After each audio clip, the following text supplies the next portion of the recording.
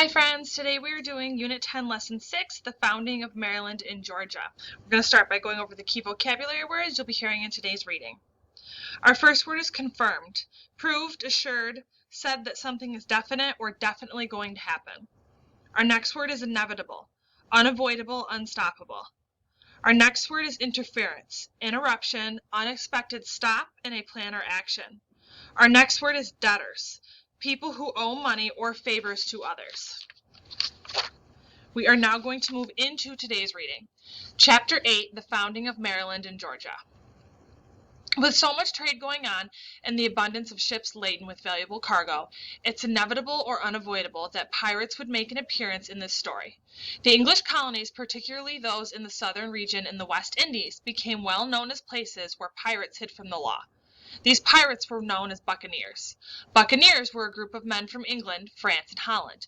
They terrorized sailors and captured trade ships in this region. Because of the success of these infamous pirates, some countries were forced to send naval ships to the New World to accompany their trade ships safely back to port. This New World was turning out to be a place where all kinds of people had the opportunity to become rich. This is an image of pirates taking over a trading ship. Back on land, the English colonies were expanding. Today you will learn about two more colonies, Maryland and Georgia. Both of these colonies have an interesting history. However, the development of Maryland and Georgia was a little different from that of Virginia. Let's begin with Maryland. You learned about the large plantations that were prevalent in the South. Maryland was considered a southern colony, though it was geographically in the mid-Atlantic region. Although there were many small farms in Maryland, there were a fair number of large plantations in the southern portion. Like Virginia, Maryland's economy was based on tobacco, agriculture, as a cash crop. This is an image of Charles I and Queen Maria and also Lord Baltimore. Before he was killed, Charles I had given a large section of land north of Virginia to a friend. This time the lucky recipient of land was Sir George Calvert. Sir Calvert was also known as Lord Baltimore. Received this generous gift in 1632. Sir Calvert was a Roman Catholic. In England at that time, Roman Catholics were not very well liked because they were not part of the official Church of England. The Church of England, the Anglican Church, was split apart from the Roman Catholic Church. Many people in England at that time believed that Roman Catholics would be more loyal to the Catholic Pope than to the King, and they did not like that. However, because King Charles' wife, Queen Henrietta Maria, was Catholic, Charles tried to be respectful of the Catholics for her sake. Delighted by Charles's gift, Sir Calvert named his colony Maryland in honor of the Queen of Maria. Maryland was different from Virginia because it was controlled by Sir Calvert's family. Sir Calvert's son, Cecil, determined that Maryland would be a safe haven for Catholics. In the beginning, it was. In fact, in 1634, Cecil's brother, Leonard Calvert, led the first group of Catholics to this colony. Leonard Calvert later became the first governor of Maryland. The colonists of Maryland made it a priority to make peace with local Native Americans right away. They did not waste time searching for gold, but instead immediately established farms and trading posts. They soon settled into organized communities with laws that were clearly defined. It wasn't long before word got out that Maryland was quite a nice place to live. Europeans searching for a better life, free of poverty and religious persecution, journeyed to this colony. And it wasn't just Roman Catholics who came. Other Christians who belonged to different churches came to settle in Maryland too. Before long, Maryland became known as a place that practiced religious freedom so much so that in 1649, Lord Baltimore had the Maryland General Assembly pass the Act of Toleration. This law stated that all Christians in Maryland would be tolerated or allowed the freedom to worship. This law confirmed that Christians from different churches, Protestants, Catholics, and others, could practice their religion without interference. This is an image of the Maryland General Assembly passing the Act of Toleration. The last southern colony to be founded was Georgia. One day, a member of Parliament in London, England, named James Oglethorpe, had a brainstorm. Oglethorpe had noticed that English jails were overflowing with debtors. In England, during this time, people were put in jail, called a debtor's prison, if they were unable to pay their debts. Sometimes these jailed debtors owed a little amount of money, and sometimes they owed a lot. Oglethorpe had noticed that these debtors, even those who owed a relatively small amount of money, were often left to die in jail without any way of paying back the money they owed. This is families in debtors' prisons, and also James Oglethorpe. Oglethorpe's unique idea was to set up a new colony in North America, where these debtors would be given a second chance. They would be given land so they could begin a new life. They would work to pay back the money they owed, and then their debt would be forgiven.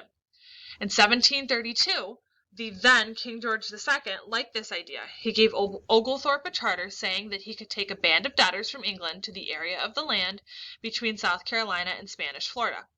The British Parliament supported this venture by giving Oglethorpe money and ships to make the journey.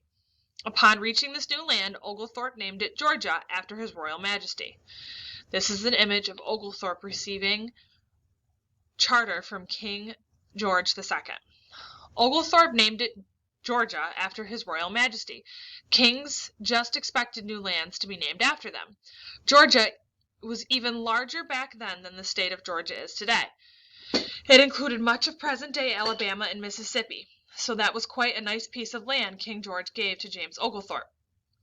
However, even though sending debtors to the New World seemed like a brilliant plan to Oglethorpe and the king, it was difficult to persuade many debtors to leave their families and homeland and sail 3,000 miles across the Atlantic Ocean to a place where they might not be welcomed with open arms. Once they arrived, the debtors would have to build their own homes, as well as gather, hunt, and grow their own food. Many debtors preferred to serve their time in jail in England rather than face the unknown in the New World. Some might say beggars can't be choosers. In all, about 100 debtors agreed to go on the journey to North America. They began the laborious task of helping to turn Georgia into a colony. As soon as he arrived in Georgia, Oglethorpe met with the leader of the Yamacraw, a group of Native Americans in the region. Chief Tamochichi and the Yamacraw were willing to trade with the English and to allow them to settle there. Oglethorpe worked hard to establish alliances with the Yamacraw and even invited some of them to visit England. Oglethorpe and his band of debtors developed the first settlement in Georgia, Savannah. This is an image of Oglethorpe meeting with Chief Tamochichi. Of course, King George had another motive for sending settlers to Georgia besides helping debtors start a new life. As you can see on the map, Georgia is located between the Carolinas and what was then known as Spanish Florida. At this point, the British had not established any official colonies to the south of South Carolina, so this was the perfect way to protect the colonies from the Spanish. Georgia served as a buffer zone to separate English colonies from the Spanish colonies. This would also allow colonists to keep an eye on Spanish ambitions for growth in North America. It wasn't long before there was armed confrontation between the Spanish and the British. As time went by, more and more settlers arrived in Georgia. Some of them did not get along with the native people, as well as Oglethorpe and his followers had. The Spanish continued to stake their claim to the land, and the buccaneers often attacked vital trade ships. This new colony, the last one to be created, suffered its fair share of problems in its early days. Whereas few debtors would agree to come and settle in Georgia, many poor Europeans from other countries began to arrive and establish farms in this colony. They came primarily from Ireland and Germany. Georgian farmers liked the idea of plantation farming. However, the colonists soon found farming to be a back-breaking job and insisted that they needed help. Although it was first decided that Georgia would be a slave-free colony, the introduction of slavery slowly began.